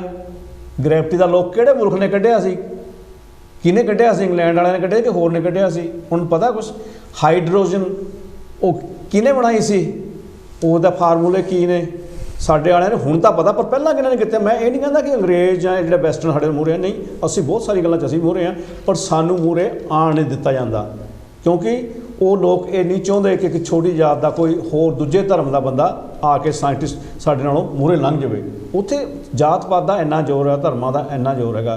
ਅਤੇ ਇਹੀ ਗੱਲ ਮੈਂ ਤੁਹਾਨੂੰ ਕਹਿਣਾ ਚਾਹੁੰਦਾ ਕਿ ਜਿਹੜਾ ਜੋ ਕੁਛ ਵੀ ਚੰਦਰਯਾਨ ਦਾ ਹੈਗਾ, ਮੁਬਾਰਕਾਂ ਫਿਰ 'ਚ, ਪਰ ਇਹਦੇ ਵਿੱਚ ਜਿਹੜੀ ਟੈਕਨੋਲੋਜੀ ਆ, ਉਹਦਾ ਇੰਜਣ ਕਿੱਥੋਂ ਬਣਿਆ ਸੀ, ਇੰਜਣ ਦਾ ਬੇਸਿਕ ਕਿੱਥੋਂ ਆ? ਅਤੇ ਸ਼ਾਇਦ ਤੁਹਾਨੂੰ ਪਤਾ ਚੰਦਰਯਾਨ ਤਾਂ ਉੱਤਰ ਗਿਆ, ਪਰ ਦੂਜੇ ਪਾਸੇ ਜਿਹੜੇ ਫਾਈਟਰ ਜੈਟ ਨੇ ਇੰਡੀਆ ਦੇ, ਅਤੇ ਜਾਂ ਸਵਾਰੀਆਂ ਵਾਲੇ ਜੈਟ ਨੇ, ਜਹਾਜ਼ ਨੇ, ਉਹਨਾਂ ਜੈਟ ਦੀ ਜਿਹੜੀ ਟੈਕਨੋਲੋਜੀ ਆ ਹਜੇ ਵੀ ਅਮਰੀਕਾ ਤੋਂ ਕੰਟਰੈਕਟ ਕਰਦਾ ਪਿਆ ਇੰਡੀਆ। ਅਸੀਂ ਇਹ ਨਹੀਂ ਕਹਿੰਦੇ ਜੇ ਸਸਤੀ ਚੀਜ਼ ਮਿਲਦੀ ਆ ਆਪਣੇ ਖੋਜ ਕਰਨ ਨਾਲੋਂ ਲੈਵੋ, ਪਰ ਸਾਡੇ ਕੋਲ ਚੀਜ਼ਾਂ ਹੈ ਨਹੀਂ ਗੀਆਂ। ਸ਼ਾਇਦ ਤੁਹਾਨੂੰ ਪਤਾ ਹੋਵੇ ਕਿ ਇੰਗਲੈਂਡ ਦੇ ਵਿੱਚ ਲੋਕਾਂ ਨੇ ਪ੍ਰੋਟੈਸਟ ਕੀਤੇ ਆ ਕਿ ਜਿਹੜੀ ਭਾਰਤ ਨੂੰ ਅਸੀਂ ਗਰੀਬ ਹੋਣ ਕਰਕੇ ਮਦਦ ਭੇਜਦੇ ਹਾਂ, ਏਡ ਭੇਜਦੇ ਹਾਂ, ਉਹ ਬੰਦ ਕਰੋ, ਕਿਉਂਕਿ ਉਹਨਾਂ ਨੇ ਹੁਣ ਤਾਂ ਰਾਕਟ ਛੱਡਣ ਲੱਗ ਪਏ ਆ, ਸਾਡੇ ਨਾਲੋਂ ਮੂਹਰੇ ਲੰਘ ਗਏ ਆ। ਇੱਕ ਪਾਸੇ ਉਹਨਾਂ ਦੀ ਗੱਲ ਸਹੀ ਵੀ ਆ ਵੀ ਇੱਕ ਮੁਲਕ ਜਿਹੜਾ ਚੌਥੇ ਨੰਬਰ 'ਤੇ ਆ ਕੇ ਲੈਂਡਿੰਗ ਕਰਦਾ ਪਿਆ ਅਤੇ ਉਹਨੂੰ ਅਸੀਂ ਮਦਦ ਕਰਨ ਦੀ ਲੋੜ ਕੀ ਆ? ਪਰ ਉੱਥੇ ਹਾਲਤ ਇਹ ਹੈ ਕਿ ਉਹਨਾਂ ਨੂੰ ਅਜੇ ਵੀ ਲੋੜ ਹੈ। ਇੱਕ ਵਰਗ ਆ ਜਿਹੜਾ ਤਰੱਕੀ ਕਰ ਗਿਆ। ਇਹ ਜਿਹੜੀ ਟੈਕਨੋਲੋਜੀ ਆ, ਇਹ ਕੀ ਤੁਹਾਡੇ ਲਈ ਚੰਗੀ ਹੋਊਗੀ? ਕਿ ਇਸ ਟੈਕਨੋਲੋਜੀ ਨਾਲ ਇਹ 1 ਸਾਲ ਪਹਿਲਾਂ, 6 ਮਹੀਨੇ ਪਹਿਲਾਂ ਇਹ ਲੋਕਾਂ ਨੂੰ ਦੱਸ ਸਕਣਗੇ ਕਿ ਭਾਈ ਹੜ੍ਹ ਆਉਣੇ ਆ, ਮੀਂਹ ਬਹੁਤ ਪੈਣਾ, ਹੜ੍ਹ ਆਉਣੇ ਆ, ਅਗਲੇ 6 ਮਹੀਨਿਆਂ 'ਚ ਤਿਆਰੀਆਂ ਕਰ ਲਓ? ਕਿ ਇੰਡੀਆ ਗੌਰਮੈਂਟ ਇਹ ਗੱਲ ਨੂੰ ਲੈ ਕੇ ਚੱਲੂਗੀ? ਔਰ ਉਹ ਕਰ ਵੀ ਸਕਦੇ ਨੇ, ਕਿਉਂਕਿ ਜਿਹੜੀ ਸਾਇੰਸ ਆ ਜਿੰਨੀ ਤਰੱਕੀ ਕਰ ਚੁੱਕੀ ਆ, ਉਹ ਕਈ ਵਾਰ 6-6 ਮਹੀਨਿਆਂ ਦਾ ਪਹਿਲਾਂ ਵੈਦਰ ਦਾ ਪੱਕਾ ਨਹੀਂ ਅੰਦਾਜ਼ਾ ਲਾ ਲੈਂਦੇ ਨੇ ਕਿ ਐਤਕੀ ਇੱਦਾਂ ਹੋਣਾ ਆ। ਸੋ ਇਹ ਉਹ ਆਮ ਲੋਕਾਂ ਲਈ ਨਹੀਂ ਹੈ। ਇਹਦੇ ਨਾਲ ਕੀ ਹੋਣਾ? ਇਹ ਸਿਰਫ ਅਤੇ ਸਿਰਫ ਜਿਸ ਤਰ੍ਹਾਂ ਉਹਨਾਂ ਨੇ ਇੱਕ ਜਿਹੜਾ ਉੱਚਾ ਵਰਗ ਆ, ਉਹਨਾਂ ਦੀ ਫੈਸਿਲਿਟੀਜ਼ ਲਈ, ਉਹਨਾਂ ਦੀ ਸਹੂਲਤਾਂ ਲਈ, ਉਹਨਾਂ ਦੇ ਫੈਕਟਰੀਆਂ ਲਈ ਉਹਨਾਂ ਨੇ ਕਰਨਾ। ਹਾਂਜੀ ਨਹੀਂ, ਮੈਂ ਉਹੀ ਗੱਲ ਕਹਿਣੀ ਚਾਹੁੰਦਾ ਕਿ ਜਿਹੜੀ ਅਚੀਵਮੈਂਟ ਹੈ ਉਹਨੂੰ ਅਸੀਂ ਅੰਡਰਪਲੇ ਨਹੀਂ ਕਰ ਸਕਦੇ ਹੈਗੇ। ਲੇਕਿਨ ਜਿਹੜਾ ਬੈਲੈਂਸ ਹੈ, ਕਿ ਜਿਸ ਤਰ੍ਹਾਂ ਮੈਂ ਤੁਹਾਨੂੰ ਕਹਿ ਰਿਹਾ ਕਿ ਸਵਰਗ ਔਰ ਨਰਕ ਦਾ ਜਿਹੜਾ ਫ਼ਰਕ ਹੈ, ਠੀਕ ਹੈ, ਜਿਸ ਮੁਲਕ ਵਿੱਚ ਇੰਨੇ ਦੰਗੇ ਫਸਾਦ ਹੁੰਦੇ ਨੇ, ਜਿੱਥੇ ਇੰਨੀ ਭੁੱਖਮਾਰ ਹੈ, ਠੀਕ ਹੈ, ਉਹਦਾ ਸਾਨੂੰ ਬੈਲੈਂਸ ਚਾਹੀਦਾ। ਕਿ ਜੇ ਮੇਰੇ ਲਈ ਸਭ ਤੋਂ ਮਾੜੇ ਜਿਹੜਾ ਹਸ਼ਰ ਇਹ ਹੋਏਗਾ ਕਿ ਜੇ ਅੱਜ ਇਹ ਅਚੀਵਮੈਂਟ ਨੂੰ ਲੈ ਕੇ ਇੱਕ ਸਰਕਾਰ ਜਾ ਕੇ ਅੱਗੇ ਕਹੇ ਜੀ ਅਸੀਂ ਬੜਾ ਕੁਝ ਕਰਤਾ, ਸਾਨੂੰ ਵੋਟਾਂ ਦਿਓ। ਇਹ ਗੱਲ ਗਲਤ ਹੈ ਕਿ ਜਿਹੜੀ ਐਜੂਕੇਸ਼ਨ ਸਿਸਟਮ ਹੈ ਉਹਦੇ ਵਿੱਚ ਤੁਸੀਂ ਮਜ਼ਹਬ ਨੂੰ ਜਾਂ ਧਰਮ ਨੂੰ ਨਾ ਲੈ ਕੇ ਆਓ। ਇਹ ਜਿਹੜਾ ਰਬਿਸ਼ ਹੈਗਾ ਕਿ ਸਾਰਾ ਵੇਦਾਂ ਵਿੱਚ ਲਿਖਿਆ ਜਾਂ ਸੰਸਕਾਰਾਂ ਵਿੱਚ ਲਿਖਿਆ ਹੈਗਾ ਕਿ ਉਹ ਬੜੀ ਬੈਕਵਰਡਨੈਸ ਹੈ। ਜੇ ਇਹ ਸਾਇੰਸ ਦੇ ਵਿੱਚ ਜੇ ਇੰਡੀਆ ਨੇ, ਭਾਰਤ ਨੇ ਜੇ ਤਰੱਕੀ ਕੀਤੀ ਹੈ, ਇਸ ਲਈ ਮੈਂ ਪਹਿਲਾਂ ਜਦੋਂ ਕਿਹਾ ਸੀਗਾ ਇਹ ਹੈ ਕਿ ਜਿਹੜਾ ਬੇਸਿਸ ਸੀਗਾ ਜਿਹੜਾ ਸਾਇੰਸ ਦਾ ਬੇਸਿਸ ਜਿਹੜਾ ਐਜੂਕੇਸ਼ਨ ਦਾ, ਉਹ ਸ਼ੁਕਰ ਹੈ ਕਿ ਉਹ ਸ਼ੁਰੂ ਤੋਂ ਹੀ ਉਹਨਾਂ ਨੇ ਬੜਾ ਸਾਇੰਟੀਫਿਕ ਔਰ ਬੜਾ ਰਾਸ਼ਨਲ ਰੱਖਿਆ ਹੈਗਾ। ਉਸ ਹਿਸਾਬ 'ਤੇ ਜਿੰਨੀ ਵੀ ਸਾਡੇ ਤੋਂ ਕੋਸ਼ਿਸ਼ ਹੋ ਸਕੇ ਅਸੀਂ ਜਿਹੜਾ ਦੇਖੋ ਜਿਹੜਾ ਹੈ ਨਾ ਧਾਰਮਿਕ ਖਿਆਲ ਨੇ ਜਿਹੜੇ ਇਨਸਾਨ ਦੇ, ਮੈਨੂੰ ਕੋਈ ਪ੍ਰੋਬਲਮ ਨਹੀਂ ਹੈ ਜੇ ਤੁਹਾਡੇ ਪਰਸਨਲ ਭਗਵਾਨ, ਜੇ ਤੁਹਾਡੇ ਜਾਂ ਕਿਸੇ ਦੇ ਧਾਰਮਿਕ ਖਿਆਲ ਹੈਗੇ ਨੇ, ਜੇ ਤੁਹਾਨੂੰ ਉਹ 'ਚ ਕੋਈ ਚੰਗਾ ਤੱਤ ਲੱਭਦਾ ਕਿ ਤੁਸੀਂ ਚੰਗੇ ਇਨਸਾਨ ਬਣਦੇ, ਉਹ 'ਚ ਕੋਈ ਪ੍ਰੋਬਲਮ ਨਹੀਂ ਹੈਗਾ। ਲੇਕਿਨ ਜੇ ਤੁਸੀਂ ਉਸ ਦਿਨ ਉਹਨਾਂ ਦੇ ਖਿਆਲਾਂ ਨਾਲ ਤੁਸੀਂ ਸੁਸਾਇਟੀ ਬਣਾਉਣਾ ਚਾਹੋ ਨਾ, ਨਵੀਂ ਮਾਡਰਨ ਸੁਸਾਇਟੀ ਬਣਾਉਣਾ ਚਾਹੋ, ਉਸੇ ਖਿਆਲਾਂ ਨਾਲ ਤੁਸੀਂ ਸਾਇੰਸ ਦੇਖਿਓ, ਉਹ ਬਿਲਕੁਲ ਬਹੁਤ ਡਿਸਟਰਕਟਿਵ ਗੱਲ ਹੈਗੀ ਹੈ। That's the main issue. ਇਹ ਸਭ ਤੋਂ ਵੱਡੀ ਗੱਲ ਹੈ ਦੋਸਤੋ, ਕਿਉਂਕਿ ਜਿੱਦਾਂ ਟਾਈਮ ਵੀ ਹੋਣ ਨੂੰ ਜਾਂਦਾ ਥੋੜ੍ਹਾ, ਬਈ ਜਿਹੜੀ ਸਾਡੀ ਗੱਲ ਹੈ ਕਿ ਸਰਕਾਰਾਂ ਦੀ ਜ਼ਿੰਮੇਵਾਰੀ ਠੀਕ ਆ, ਮੁਲਕ ਨੂੰ ਅੱਗੇ ਲੈ ਕੇ ਜਾਣਾ, ਇੰਡਸਟਰੀ ਲਈ ਰਾਕਟ ਛੱਡਣੇ, ਸਾਰਾ ਕੁਛ ਕਰਨਾ, ਇਹ ਜ਼ਿੰਮੇਵਾਰੀ ਹੈ, ਰਿਸਰਚਿਸ ਕਰਨੀਆਂ ਜ਼ਿੰਮੇਵਾਰੀ ਬਣਦੀਆਂ ਸਰਕਾਰਾਂ ਦੀਆਂ। ਪਰ ਉਹਦਾ ਦੂਸਰੇ ਪਾਸੇ ਸਰਕਾਰ ਦਾ ਇਹ ਵੀ ਜ਼ਿੰਮੇਵਾਰ ਬਣਦੀ ਹੈ ਕਿ ਸਭ ਤੋਂ ਪਹਿਲਾਂ ਮਨੁੱਖ ਦੀ ਲੋੜ ਕੀ ਆ। ਸਭ ਤੋਂ ਪਹਿਲੀ ਮਨੁੱਖ ਦੀ ਲੋੜ ਹੈ ਰੋਟੀ। ਸਰਕਾਰਾਂ ਦੀ ਜ਼ਿੰਮੇਵਾਰੀ ਬਣਦੀ ਹੈ ਕਿ ਸਾਰੇ ਮੁਲਕ ਦੇ ਵਿੱਚ ਸਾਰੇ ਲੋਕਾਂ ਨੂੰ ਰੋਟੀ ਮਿਲੇ 3 ਟਾਈਮ ਦੀ ਘੱਟੋ ਘੱਟ। ਉਹ ਉਸ ਦਾ ਇੰਤਜ਼ਾਮ ਹੋ ਗਿਆ। ਉਸ ਤੋਂ ਮਗਰੋਂ ਕਿ ਲੋਕਾਂ ਦੀ ਸਿਹਤ ਦਾ ਇੰਤਜ਼ਾਮ ਹੋ ਗਿਆ। ਲੋਕ ਬਿਮਾਰੀਆਂ ਨਾਲ ਹੈਜਿਆਂ ਨਾਲ ਪੁਰਾਣੇ ਜ਼ਮਾਨੇ ਵਾਂਗੂ ਚੇਚਕ ਨਾਲ ਤਾਂ ਹੀ ਰੋਜ਼ ਮਰਦੇ ਪਏ। ਇਸ ਦਾ ਇੰਤਜ਼ਾਮ ਕਰਨਾ ਜਿਹੜੀ ਜਿਹਨੂੰ ਅਸੀਂ ਕਹਿੰਦੇ ਹਿਊਮਨ ਡਿਵੈਲਪਮੈਂਟ, ਜਦ ਤੱਕ ਤੁਸੀਂ ਹਿਊਮਨ ਡਿਵੈਲਪ ਨਹੀਂ ਕਰਦੇ। ਹੁਣ ਮੈਂ ਤੁਹਾਨੂੰ ਇੱਕ ਉਦਾਹਰਨ ਦੇਣਾ ਚਾਹੁੰਦਾ ਕਿ ਕਈ ਐਸਟੀਮੇਟ ਨੇ ਕਿ ਜਿਹੜੀ ਇੰਡੀਆ ਦੀ ਜਿਹੜੀ ਸਪੇਸ ਇਕੋਨਮੀ ਹੈ ਨਾ ਜਿਹੜੀ, ਉਹਦੇ ਐਸਟੀਮੇਟ ਕਈਆਂ ਨੇ $1 ਟ੍ਰਿਲੀਅਨ ਤੇ ਤੱਕ ਮਤਲਬ ਰੱਖਿਆ ਹੈਗਾ। ਜੇ ਤੁਹਾਨੂੰ ਇੰਨਾ ਫਾਇਦਾ ਹੁੰਦਾ ਉਹ 'ਚ ਜਿਹੜਾ ਤੁਹਾਨੂੰ ਮੁਨਾਫਾ ਹੁੰਦਾ ਉਹ 'ਚ ਤੁਸੀਂ 2 ਚੀਜ਼ਾਂ ਕਰ ਸਕਦੇ ਹੋ। ਜਾਂ ਤਾਂ ਤੁਸੀਂ ਹਿਊਮਨ ਡਿਵੈਲਪਮੈਂਟ ਕਰੋ, ਸਕੂਲ ਚੰਗੇ ਹੋਣ, ਸੜਕਾਂ ਚੰਗੀਆਂ ਹੋਣ, ਸੀਵਰ ਚੰਗਾ ਹੋਵੇ, ਬਿਜਲੀ ਚੰਗੀ ਹੋਵੇ, ਪਾਣੀ ਚੰਗਾ ਹੋਵੇ, ਠੀਕ ਹੈ, ਸਫਾਈ ਹੋਵੇ, ਨੌਕਰੀਆਂ ਹੋਣ। ਦੂਜੇ ਪਾਸੇ ਤੁਸੀਂ ਇਹ ਕਰ ਸਕਦੇ ਹੋ ਕਿ ਵੋਟਾਂ ਤੁਸੀਂ ਮਜ਼ਹਬ ਦੇ ਨਾਂ 'ਤੇ ਲਓ ਜਾਂ ਨਫ਼ਰਤ ਦੇ ਨਾਂ 'ਤੇ ਲਓ, ਲੇਕਿਨ ਜਿਹੜਾ ਮੁਨਾਫਾ ਹੈ ਉਹ ਤੁਸੀਂ ਜਿਹੜੇ ਤੁਹਾਡੇ ਅਮੀਰ ਜਿਹੜੇ ਵੱਡੇ ਇੰਡਸਟਰੀਅਲਿਸਟ ਨੇ ਉਹਨਾਂ ਨੂੰ ਤੁਸੀਂ ਟੈਕਸ ਬੈਨੀਫਿਟ ਦਿੰਦੇ ਜਾਓ ਜਾਂ ਉਹਨਾਂ ਦੇ ਜਿਹੜੇ ਕਰਜ਼ੇ ਨੇ ਉਹ ਤੁਸੀਂ ਰਾਈਟ ਆਫ ਕਰੀ ਜਾਓ। ਇਹ ਇੱਕ ਹਿਊਮਨ ਡਿਸੀਜਨ ਹੈ, ਇੱਕ ਸਰਕਾਰੀ ਡਿਸੀਜਨ ਹੁੰਦੀ ਹੈ ਅਤੇ ਇਹ balance is very important to bear in mind.